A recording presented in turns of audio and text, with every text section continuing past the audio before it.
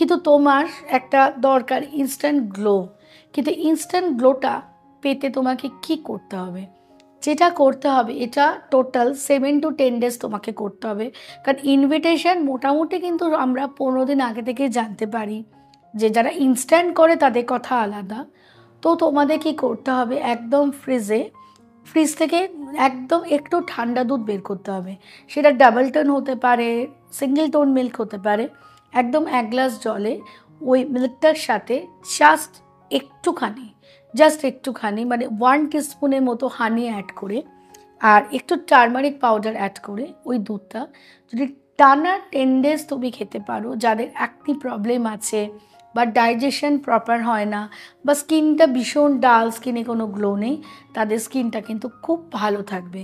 আমি খুব personally believe করি যে ইনার হেলথ, আমি সব সময় সব জায়গায় বলতে থাকি যে